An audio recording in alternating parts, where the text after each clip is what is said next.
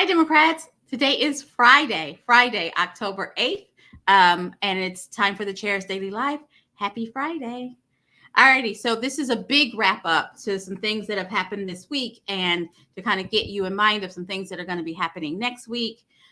So let me start out with things that are going to be happening next week so that I don't forget by assuming that everyone knows. Monday is Indigenous People Day. And some of our larger cities are having actual celebrations, commemorations. I've seen things all over the place. Oklahoma City, for instance, is having a big event at Scissortail Park all day on Monday. Go learn about our culture. We have 39 sovereign nations, 39 recognized tribes. 39 recognized tribes here in Oklahoma. Go learn about folks. So that's Monday. I won't be live on Monday. In recognition of Indigenous Peoples Day. So I wanted to start out with that. But this week, I've been in and out and telling you stuff really quickly, but I want to spend a little bit of time talking about some happenings of this week.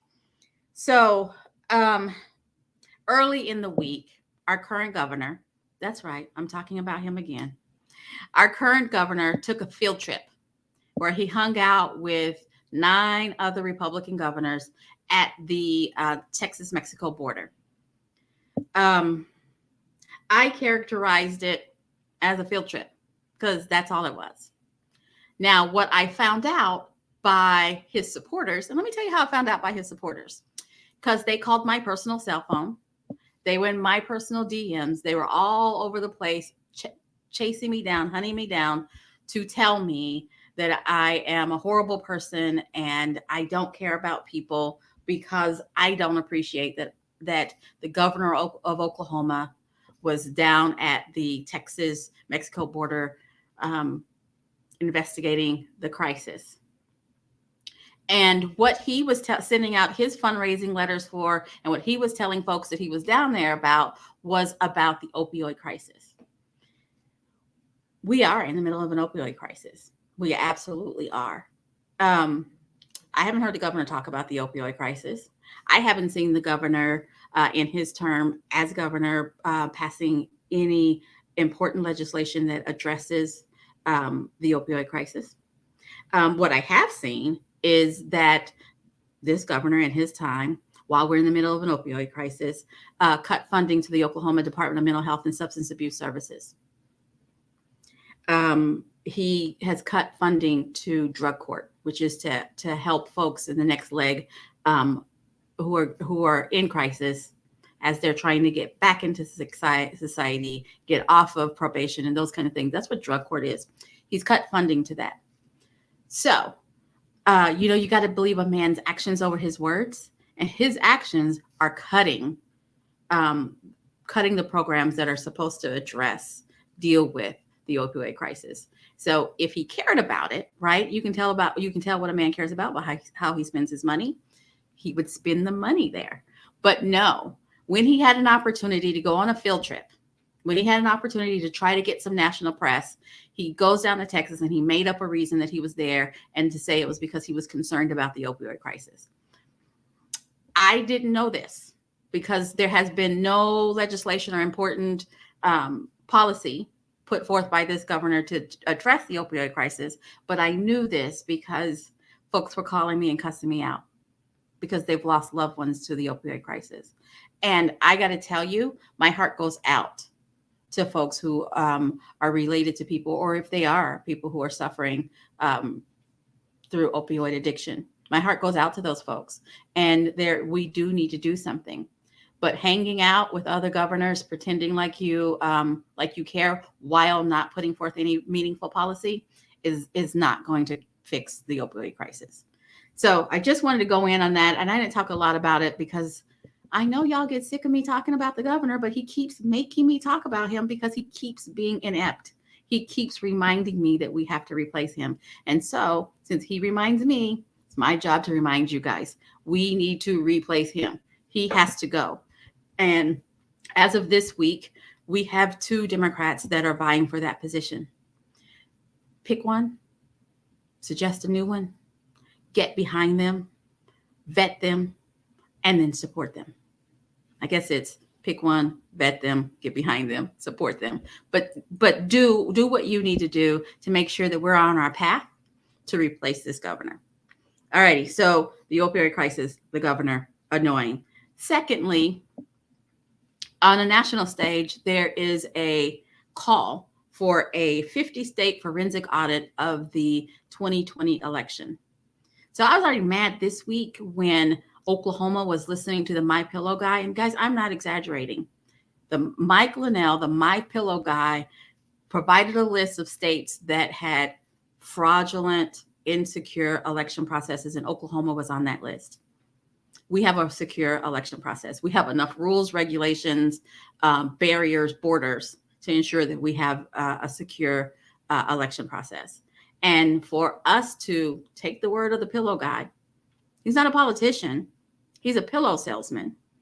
To call for a forensic audit is insane. It makes no sense. And we don't have the money for that. We don't have the money for that, and we shouldn't be doing it. But here we are, 11 months past the election, and we're still having to say, guys, it's called the big lie for a reason. It's called the big lie for a reason. It is a big lie. More people participated in the election process in November 2020 than ever before. There were more rules, regulations, bylaws, restrictions, borders, safety protocols, what have you, to make it the most secure election that our nation has ever seen. Their guy didn't win, and they haven't gotten over it. It's a little bit annoying. It's a little bit exhausting, and it's embarrassing that Oklahoma is even participating in that nonsense. So I wanted to talk a little bit about that so that you guys know. And then at least 7 Oklahomans have been arrested and charged with direct action related to the January 6th insurrection.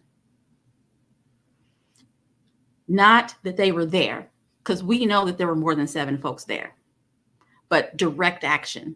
Like, they have pictures of them in the Capitol. They have pictures of them doing stuff, tearing up stuff, inciting violence. Guys, that's where we live. Now, I didn't go through all of this to depress you. I went through all of this because I want to motivate you. I've seen a whole lot of energy this week, and so I want to capitalize it. I've seen a whole lot of energy on social media this week. Democrats are now paying attention. Democrats are engaged. Democrats are all over Facebook and Twitter talking about the election. Okay, I'm so glad we're paying attention now. I need you guys to understand that our democracy is at stake. Our democracy is at stake. We need to do everything we can to get involved and elect people who actually care about the process and actually care about Oklahomans, and not get into a quibble over which person you support. The candidate that you want to support. Support the candidate with everything that you have. Don't bother tearing down the other person, particularly the other Democrat. Don't bother tearing down the other Democrat. Support your person. Go all in. Support your person. We have to put up the best possible candidate for all of our offices, not just governor.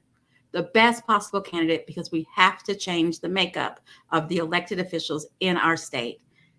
Let me remind you, our governor he spent money on a field trip to go pretend like he cared about stuff, or pretend like we were a border state. We're going to audit the election 11 months later. What do they think is going to happen? That we're going to find some magical bag of votes and we're going to change presidents midstream? Not going to happen. And our state, so many people in our state have been arrested and charged with direct action. We've got to take our state back, folks. We have work to do. We need to focus. We need to, again, if you don't support the candidate, don't support the candidate, whatever race it is, because we have a bunch of contested races. But support your candidate with everything that you are. Support your candidate. Don't spend time denigrating another candidate. Support your candidate. Encourage your candidate to support the other candidate if they don't make it through the primary. But we have got to change the makeup of our legislature. No, I know this is heavy stuff for the weekend, but I want you to think about it. I want you to take the weekend, clean out your garage, clean out that spare room, do all of the honey-dewy stuff that you have to do so that you're available starting next week to help candidates. That's what you need to be focused on. Get all of your stuff in order so that you're available to help candidates starting next week. Guys, you guys have a great weekend. Thanks for joining me. Sharing is caring. And I will be back Tuesday because Monday is Indigenous Peoples Day. Don't forget. But I'll be back Tuesday at 4:15. Have a great one.